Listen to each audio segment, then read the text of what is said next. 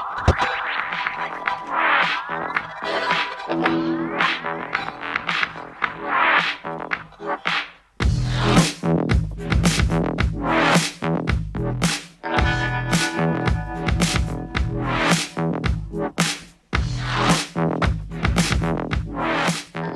itu ruat pinan zaten jibai. Tu hi avoin hina video karak tua sal. Amai sa son video katua mi kha Facebook ana rong huchiawi tam son chun. I mitam pin tha zang nak pek I an zirdu nak thu le an lungoi nak thu tlai nak simre rawi kalung oi zet rekadin seya pa tlai nak ti mai songom zet seya chukas seya si tum rong tla si chong lawi hi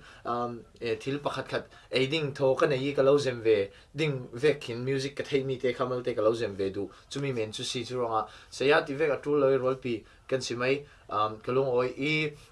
mai lam chan khala khati vekin ina tha jang ina pek le nan ruada nan mu dan te nan zir du nak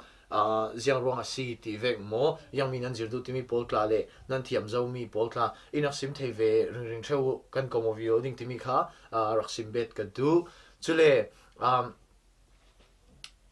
ka video to ami himalte video expert ka silo ronga video editing ka thiam tuklem loi malte afiang lo mi te pha ding kha kha inak thei thiam sabula nom te ten ka to pha rero in hitin ka zir pha video ding ti mi kha ka sim du bet bok asi chule tu suning an zir ding mi pol chu fingering anti kujung man dan mo himi number pek dan chule apan hina ka chun basic scale ti mi mo C D E F G A B C sol fa chun do re mi fa sol la ti do ti kan sak mi kha khami kha a music in a scale in kan zirding chumi chu si basic scale an ti mi hi C scale hi basic scale din an thei thawi chumi chu natural scale ama hin flat le sharp ziang manum lo si chumi chu tu suni kan zirding mi si khatin a formula te kan zirding ni chumi thea ziang tin scale dang pol mo D scale E scale F scale G scale A scale B scale chule sharp le flat scale polka jiang tin kan nga thei yang tin kan trot thei ti mi kha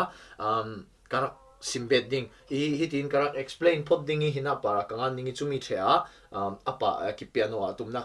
karak tum ningi kap katum mi kha karak zuk sal dingi nomten kudzung mandan thon khan simfiang in karak to tum ding. Okay, asile fingering kan rel dingi fingering kudzung mo kudzung hi piano sha yang tin kan mang timi kan rel ding amai sabia kita tum chia zo le kita zir chia zo nanum asia chun kita chun himi hi me to kha number 1 asi number 1 2 3 4 mo scale de kan tum le 1 2 3 4 kha kha zung kan man dan asi 1 2 3 4 mo vorla matla hiti plucking kan tum tikle ha kha guitar ranga asi asinan piano a chun zungpi kha number 1 asive thung I okay kakut ngan hi aturu viau lawi nanak thei thiam ko be se ngan lo nak khala rei chule moi lo ve reng rengi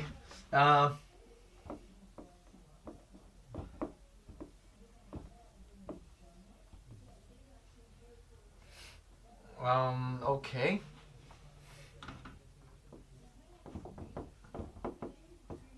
left le right kan ti tingi zuk suai khal hi ka thiam tuk lo na sa I karak suai ve phot ding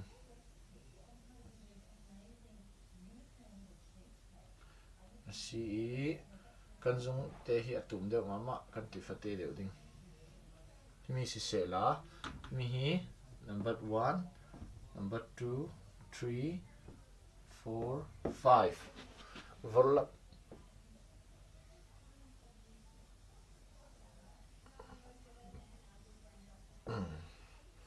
mi hi zung pi mo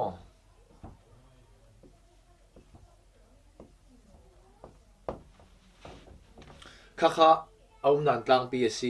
I alang fiang thei mo ka thei lovi himi kelama kan zung pi kha number 1 asi chile number 2 number 3 number 4 number 5 kha kha si chule vorlama chevek tho tho hi number 1 number 2 number 3 number 4 number 5 kha kha piano shangi kan kuzung mandan si kuzung mandan hi athupi na sa sinan mi he khatam pin an mandu la bango chiao lo I khot tum tika 135 mo he khadin 135 in ma he khadin 235 in anmang I chule a chord is in chord at la han inversion phun phuna tika khan kami chord I easier khan anman da dang dang chule scale kan tum tik khala C scale kan kuzung man mi le B scale kan kuzung man mi abango non lo I zianga ti le piano dani ruang ati chu kuzung man na tlang pi si rakmin sinula zung pi khan number 1 a siring ring na kelam khala zung pi khan number 1 a siring ring I chumi kha kuzung piano I kan mandan tlang pi chu asipot chu siri sela okay asile hitin hi katum hlana pakhatte chu piano kan tumtika khan hi ti kan tawnak hi kan kuthi himi piano level mo himi thaki niam asi a chun thalo ti si hi ti level ding hi si hi ding ten red thading asal level te atlun lam deu hi ti si mana poilo mo chulowi atlun atang lami si hi ti kan tum si le atum rei thailo practice rei thailo churonga relax takin tawdingi ke pol kha ding zetin reti elta ding zetin reti hi ti kut khare ding si mo I chule kha rei pi kan tum thei kan bang ol lo khan ti pe chu si I okay kan tum ngai hlana hi kan mu vekin hina para hin piano para hin lungdum hi kan hui lung rang kan mu mo I black and white lungdum le lung rang note ball kha jiang mi polan si jiang mi ki si kui mi hi jiang mi ki kui mi hi jiang mi note ka amin ha kan thei che tu ta thina ga hi mi hi si G sharp si chule hi E flat si ta thina ga hi B si na khal B te kan thei tu ha jiang tin kan thei ti sia chun amin sin dan rem chang bi chu hina hin lungdum patni a chule lungdum pathum pahni pathum pahni pathum pahni pathum pahni pathum kha kha si I chumium ja chumi tui kan bai hat ni tone tone semitone tone tone tone semitone kha kha si himi lungdum pahni hlan chia lungdum pahni sir chia hi himi a hlan chia hi si chuwek chen hinalam kala lungdum pahni hlan chia himi hi si chuwekin kha himi pahni kiang chia himi pahni I akelam chia kha si ring ring tin himi tla si himi tla si himi tla si himi tla si ha octaves akai ro me si mo I si the si chu aum zia chu kha kan thei tu la mai se bi ka adang tam bi kan thei ri loading man mo lo in mai se bi kan thei tu mi chu si khuina si kha kan thei trading chule si kan thei nuwa si sin khan adang kha kan hol view trading ta chim na ga si himi sia chun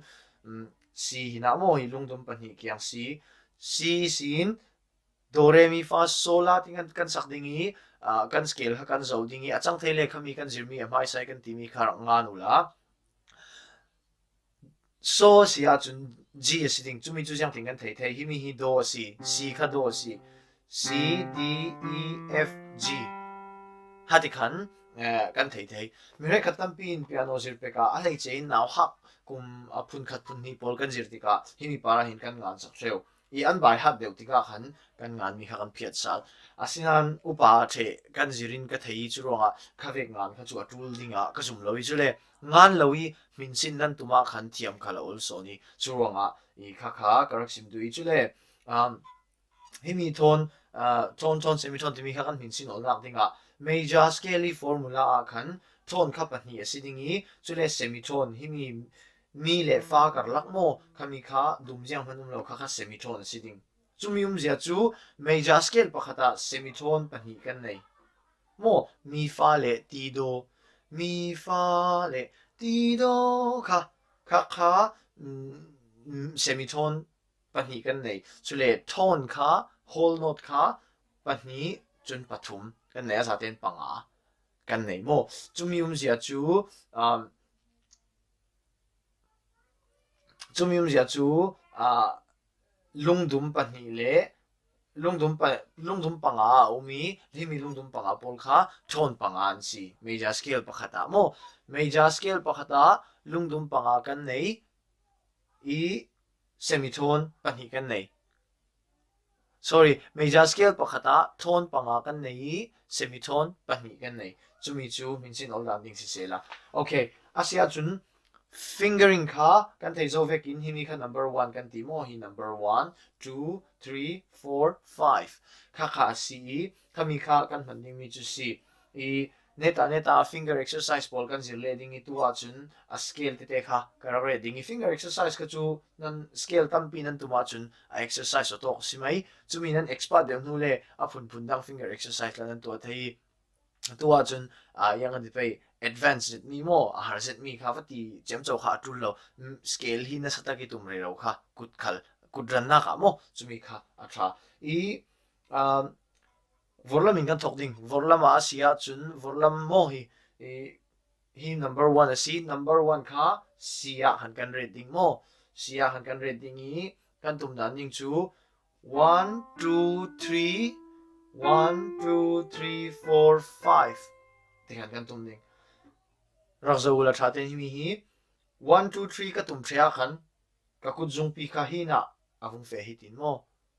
1 2 3 1 ka himi 1 ka kai sal lo tiang khai mi ka kha lo mo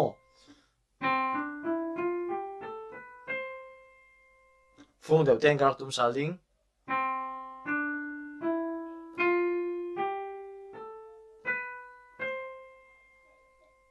Hamo nan chu a number in an thei do sia chun 1 2 3 1 2 3 4 5 haka sikau sile akirlam kan tum le sile 4 5 4 3 2 1 3 2 1 hi lungdum pakhat man kan mang lo mo basic scale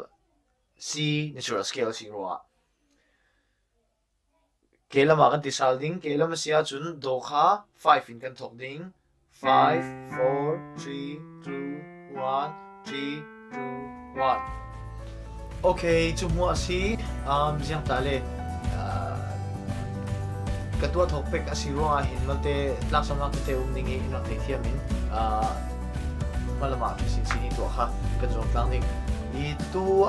video katua mi hi chan kape ka tul ve dewi nazi pati patum direct la chana chuna rei ve YouTube upload to software ka rei je chawi churo a jang paten midang athei rilo tu num panga athei rilo tu nya ani sim sakula athei zong tu I azir failem lo tu kha chu zoman nego athei lo vi kan nek ni silo sinan azir du zen na athei rilo tu num panga lai mi leilung tu na kan tam ve na sa thangi chumi polin mo andak thei thei na dinga khan za faten nan ti thei dan tok chiawin a share kha inak mo mu mi kha kalo dil du vet ke ma chun video chu ka to thei nan mi mo mo ne ni va pek va sim kha chu ke ma long chu na nga lo I chu nga za faten nan za ten mi ne mi sim than ni kha inak mo mu ti kha kalo dil du vet chu le video ka ret tin ten nan mu rin thei na dinga ka YouTube channel kha Fan Musicians Ally TV kha asili kamiya khan erok subscribe pula na subscribe sile video ko ret nar dite kan kami ka YouTube channel bin karung lang ding iti video thara umasi ti kha notification kan nga ding ale chen ram dong pol chu phone a notification nan nga ding are chang sin ding ti kha kalau request ubet hinahin subscribe to the si himi te hi metola subscribe to na nga ding sunai na subscribe ko okay thank you kalung mo sa next video akan tungok sa ding di major scale na ding sun trazan chan sa ten